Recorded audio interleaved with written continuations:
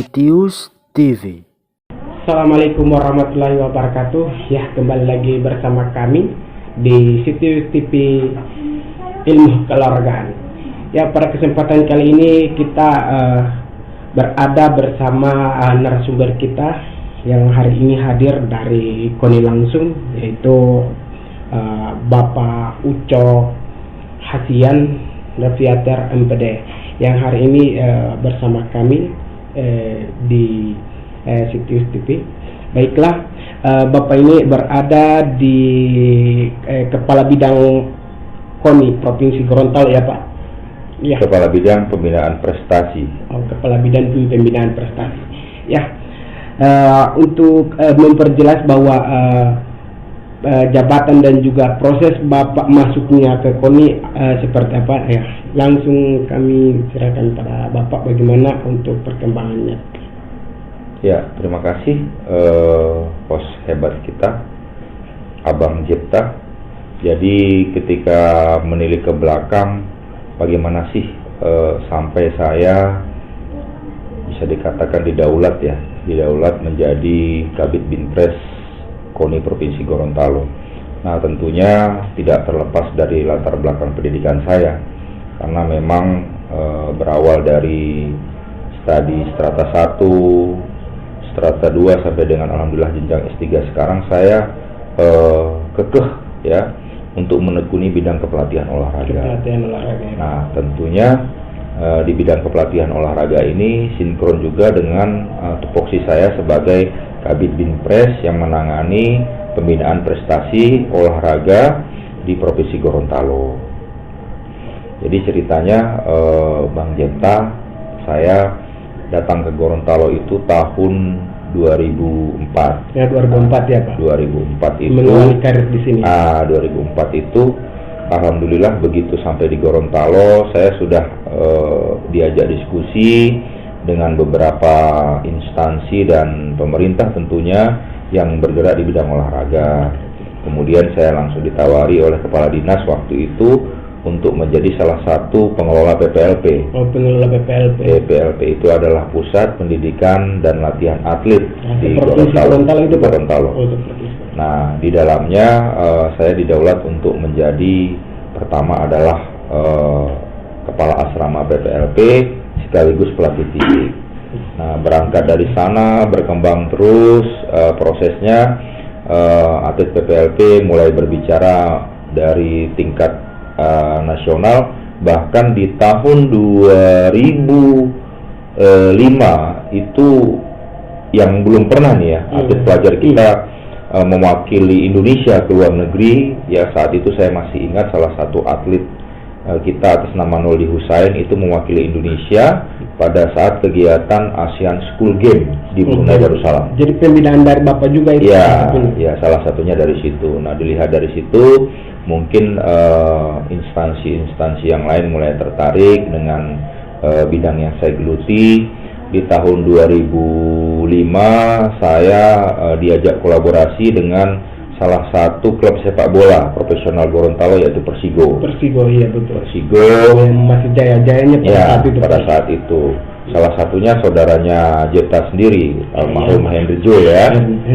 Di dalamnya di sana saya ditunjuk sebagai pelatih fisik untuk divisi utama Persigo Gorontalo. Berkembang terus, saya diajak jadi pengurus salah satu pengurus provinsi, yaitu atletik ya.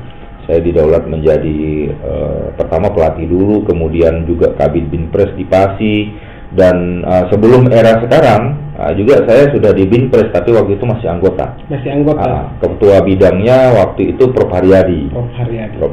Dan alhamdulillah singkat cerita di 2018 ya, saya ditawari oleh Ketua Umum KONI Provinsi Gorontalo untuk menjadi Kabid Binpres Provinsi Gorontalo di KONI. Nah, tentunya seiring sejalan saya berusaha untuk meningkatkan bukan hanya kuantitas tapi kualitas. Ya, bukan diri saya, tapi untuk sumber daya manusia, khususnya atlet-atlet Gorontalo untuk berbicara di tingkat nasional, regional maupun internasional. Nah, alhamdulillah Bang Jepta, Jadi sampai saat ini saya tetap konsisten menekuni olahraga prestasi. Fokusnya adalah untuk sport science olahraga. Ini singkat ceritanya seperti itu, Cipta. Sebenarnya panjang karena dari 2004 sampai 2022 itu kan sekitar 18 tahun. Ya, jadi banyaklah cerita suka dan dukanya kita menekuni olahraga prestasi di Gorontalo. Iya, pastinya proses itu ada lika-liku Pak, ya betul. Ya, betul. Lika-liku. Sehingga pencapaian Bapak saat ini memang luar biasa Pak, karena dari prestasi yang Bapak awalnya masuk, kemudian akhirnya menjadi berbuah hasil yang pada saat ini kita lihat olahraga di Gorontalo juga sudah banyak prestasi ya Pak. Iya, alhamdulillah. Itu hasil dari hasil juga dari Bapak itu sebenarnya, ya, dari perjuangan dari Bapak. Ya, terlepas dari itu Pak, kami ingin menanyakan bahwa perkembangan daripada cabang olahraga unggulan saat ini bagaimana itu Pak? Iya. Bang Jeta, berbicara cabang olahraga unggulan, Gorontalo itu sebenarnya potensial untuk cabang-cabang olahraga yang menggunakan strength and power. Karena struktur tulang masyarakat Gorontalo itu keras Pak, ya, dan ototnya keras. Nah, jadi terbentuk dari alam itu, terbentuk dari alam. Keras dan kuat itu kan endingnya adalah power. Sehingga olahraga yang mendominasi karakteristik biomotor power itu cocok untuk di Gorontalo. Nah, ada beberapa cabang olahraga kalau kita lihat yang sudah banyak menumbangkan medali di baik itu multi event maupun single event. Itu diantaranya di setiap PON, mulai dari PON Riau, PON Kalimantan Timur, kemudian PON Jabar, sampai terakhir kemarin PON di Papua. Itu salah satu adalah cabang olahraga sepak takraw. Sepak takraw itu setiap PON tidak pernah keluar dari prediksi kita pasti emas sampai dengan terakhir kemarin di Papua. Bahkan itu menjadi perwakilan Indonesia Pak ya? Ya, beberapa kali kita satu regu itu mewakili Indonesia untuk SEA Games maupun Asian Games, dan alhamdulillah semuanya memperoleh medali emas. Nah, ini salah satu cabang olahraga unggulan kita adalah sepak takraw. Yang kedua cabang olahraga unggulan kita itu adalah atletik. Ya, atletik khusus untuk nomor lintasan. Nomor lintasan pada saat PON kemarin itu kita memperoleh medali perunggu. Kemudian lagi pada saat Asian School Games itu di Thailand itu kita memperoleh medali emas. Kemudian Asian School Games di Semarang itu kita memperoleh medali emas, ya. Jadi alhamdulillah atletik sudah banyak bicara baik tingkat nasional maupun internasional. Jadi yang kedua cabur unggulan adalah atletik. Yang ketiga adalah taekwondo. Taekwondo itu speed and power. Jadi PON kemarin di Papua alhamdulillah satu orang atlet kita putri ya itu memperoleh medali perak. Dan sekarang atlet kita yang memperoleh medali perak pada saat PON Papua itu langsung ditarik ke pelatnas. Jadi udah nggak ada di Gorontalo ya. Sudah tidak lagi di Gorontalo, langsung ke nasional. Iya. Ya. Jadi latihannya sekarang di luar negeri, ya, di Kuba. Nah, sehingga kalau kita lihat prestasinya, bahkan saya Baipun sendiri dengan Sabem dengan pelatih pelatnas mengatakan sekarang atlet Gorontalo ya Eva itu menjadi ujung tombak Indonesia untuk Olimpiade yang akan datang. Ini dari taekwondo. Jadi yang pertama dari sepak takraw, kemudian lagi atletik, kemudian taekwondo. Dan yang keempat, biarpun ini baru tapi prospek juga cabang olahraga bela diri, salah satunya adalah Muay Thai. Muay Thai kemarin berhasil memperoleh medali perunggu pada saat PON di Papua. Iya, masih ini terhitung baru ini Pak. Masih baru. Bahkan di Gorontalo ini masih terhitung baru. Iya, dan belum setiap daerah kabupaten kota ada itu Muay Thai. Dan alhamdulillah kita bisa berbicara di tingkat nasional. Jadi 4 itu yang kemarin memperoleh medali di PON. Tapi ada juga cabang olahraga unggulan yang lain. Jadi pencak silat.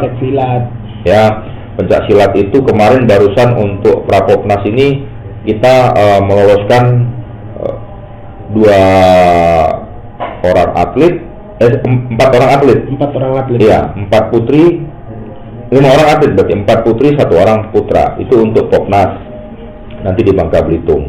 Kemudian bulu tangkis. Bulu tangkis kita juga lolos. Bulu tangkis kita lolos untuk Popnas itu khusus untuk putra. Kemudian lagi adalah sepak bola. Sepak bola ya, kemarin Jadi, itu perwakilan dari Gorontalo juga kan, ada juga dari Liga 3 itu. Iya, kita Raya dan juga Persidao. betul Bang Jepta. Jadi cabang-cabang olahraga unggulan bisa kita lihat ya, alhamdulillah sampai dengan saat ini Gorontalo tidak dipandang sebelah mata lagi oleh provinsi-provinsi senior kita. Jadi kalau dulu Gorontalo ini bisa dikatakan lahan untuk menyumbang kemenangan bagi provinsi lain. Sekarang kalau provinsi lain ketemu Gorontalo, itu mereka menganggap Gorontalo adalah kuda hitam. Kuda hitamnya. Maksudnya tidak diprediksi tapi tiba-tiba juara. Karena apa? Kita menganggap yang pertama, ketika provinsi lain latihan, Gorontalo latihan. Ketika provinsi lain mengalami degradasi misalnya tentang status atlet ya, misalnya antara junior dan senior, sama Gorontalo pun seperti itu. Nah, malah Gorontalo sekarang sedang gencar-gencarnya melakukan pembinaan atlet jangka panjang. Pembinaan atlet jangka panjang, Pak ya. Iya. Jadi mulai dari tingkat pemula, kemudian lagi junior, remaja sampai dengan senior. Nah, kita mengacu juga pada program pemerintah lewat Kemenpora, lewat DBON-nya, Desain Besar Olahraga Nasional, kita mengembangkan yang namanya LTAD. Long Term Athlete Development. Jadi pembinaan atlet jangka panjang. Jadi insya Allah ini akan terus berbenah Gorontalo ya. Kita akan berusaha terus meningkatkan perolehan medali, baik itu single event maupun multi event. Ya, jadi saya rasa seperti itu, Bang Jepta. Ya, terlepas dari itu, untuk backup daripada atlet yang mungkinnya sudah jadi senior itu, nah itu untuk kedepannya seperti apa, Pak? Backup dari atlet-atlet yang sudah senior, mungkin karena sudah mengalami zamannya sudah selesai. Nah, untuk backup dari KONI itu sendiri seperti apa? Supaya ada perkembangan daripada senior itu sendiri, tidak berharap pada ini event-event terus. Ya, jadi begini, kebetulan di setiap event itu ada kategori ataupun klasifikasi umur. Jadi ada minimal umur berapa, kemudian maksimal umur berapa. Contoh ya, misalnya kita di tahun 2023 itu akan menghadapi babak kualifikasi PON. Kualifikasi PON itu sering disebut dengan pra-PON. PON kita yang akan datang adalah 2024 Aceh Medan. Nah, di Aceh Medan contoh di cabang olahraga atletik, itu yang berhak untuk ikut di cabang olahraga atletik itu maksimal, berarti paling tua umurnya adalah 35. Kemudian paling muda 18. Nah, itu berarti ada persyaratan umur. Yang kedua, misalnya sepak takraw. Sepak takraw yang paling tua itu usianya adalah 27 tahun, yang paling muda itu 18 tahun. Nah, sehingga hal ini yang menjadi pemikiran, kita harus melakukan lapis tadi yang kata Bang Jepta tadi. Jadi ketika ada senior, pasti di bawahnya itu ada junior. Betul. Sehingga insya Allah kita tidak akan kehabisan atlet dengan pembinaan atlet tadi jangka panjang. Jadi tetap ada pembinaan lapis 1, lapis 2, dan lapis 3. Nah, sehingga kalau kita melihat Bang Jepta sekarang, contoh cabang olahraga sepak takraw, biarpun misalnya Abdul Halim ya, itu kan tekong ternama Indonesia. Jadi tekong terbaik Indonesia. Kalau misalnya Abdul Halim itu sudah tidak boleh lagi ikut kompetisi karena persyaratan usia, kita masih punya lapis yang kedua. Berarti sudah ada persiapan. Ya. Di sana udah ada Rizky Pago. Kemudian di bawahnya itu sudah ada Kodri, ya, dan lain sebagainya. Sehingga insya Allah untuk pembinaan ini yang berjenjang yang saya katakan tadi, ketika senior misalnya sudah tidak berprestasi lagi, kita masih punya atlet-atlet yang lain yang di bawahnya yang tidak kalah prestasinya dengan senior. Ya, persiapannya itu memang sudah dari jenjang usia, Pak. Iya. Persiapannya itu memang sangat luar biasa untuk perkembangan daripada olahraga yang sekarang ini. Namun terlepas dari itu, Pak, raihan yang hari ini sudah diraih oleh Provinsi Gorontalo kemudian dikatakan sebagai salah satu kuda hitam yang ada di Gorontalo. Nah, sehingganya hari ini Gorontalo diperhitungkan, Pak, ya. Nah, kemudian prestasi 4 tahun terakhir yang diraih oleh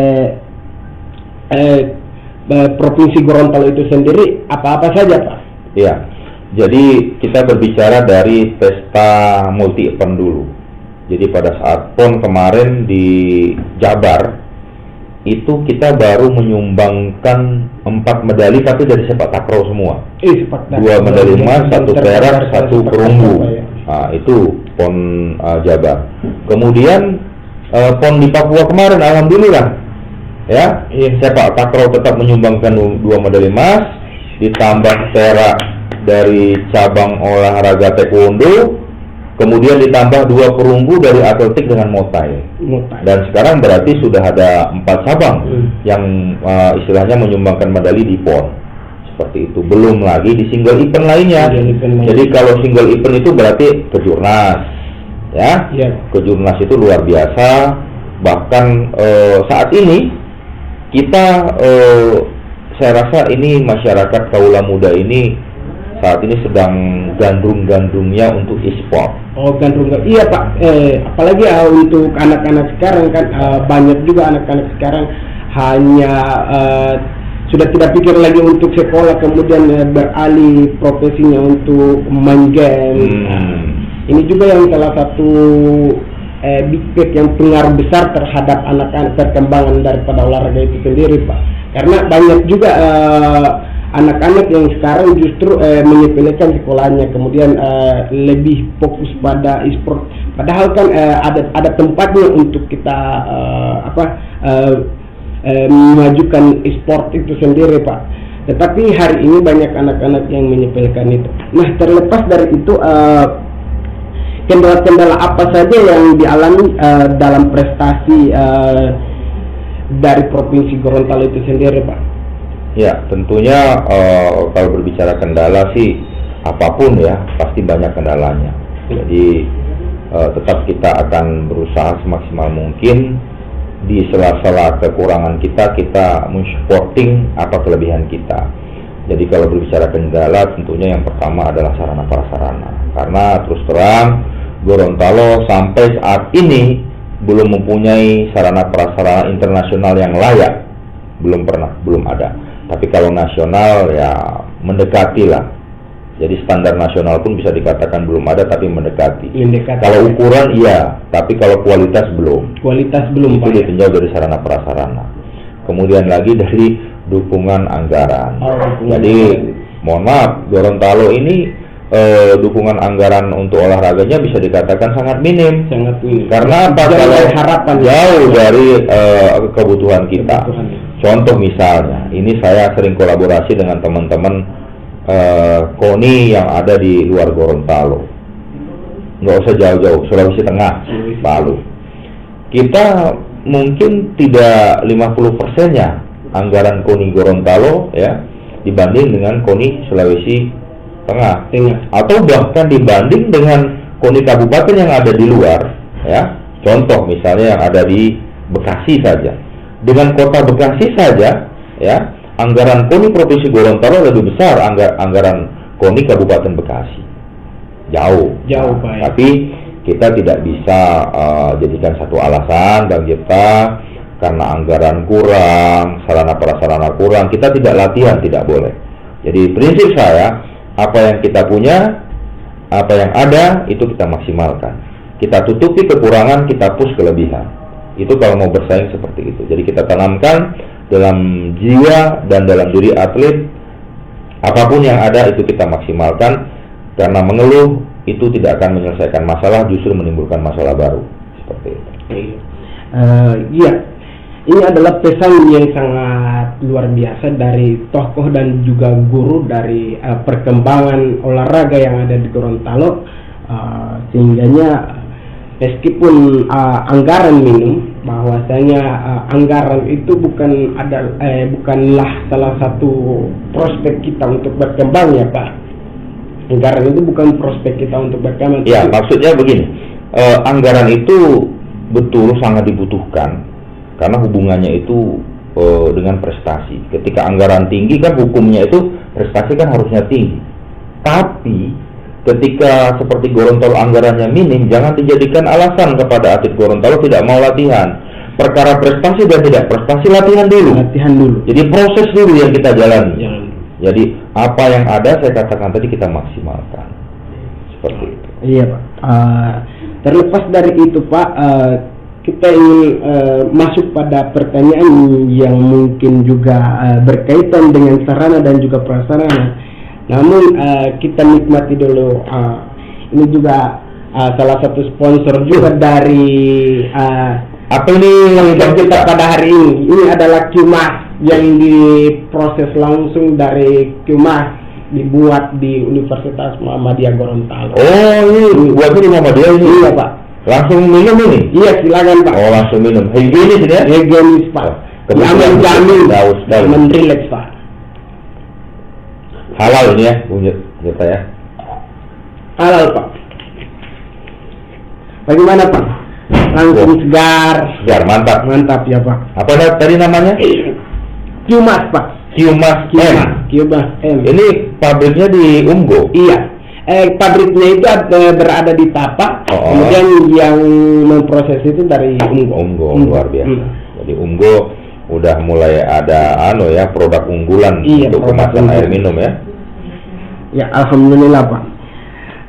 Nah, untuk sarana dan juga prasarana atlet dalam pencapaian prestasi itu sendiri, itu bagaimana untuk saat ini Pak? Tadi yang saya katakan memang Gorontalo belum memiliki sarana prasarana yang standar internasional, itu belum. Mendekati nasional ada, tapi belum dikatakan layak untuk digunakan skala nasional. Nah, tentunya ini PR harapan kita untuk pemerintah Provinsi Gorontalo, tolong bangun sarana prasarana. Jadi tolong bantu atlet-atlet yang mau latihan ya baik itu dalam bentuk lapangan, gedung ya dan lain sebagainya. Jadi atlet menginginkan supaya lebih semangat lagi atlet latihan, supaya lebih berpotensi untuk jadi juara, ya buatlah, ya bantulah atlet dari segi pendukung latihan, sarana prasarana latihan, seperti itu.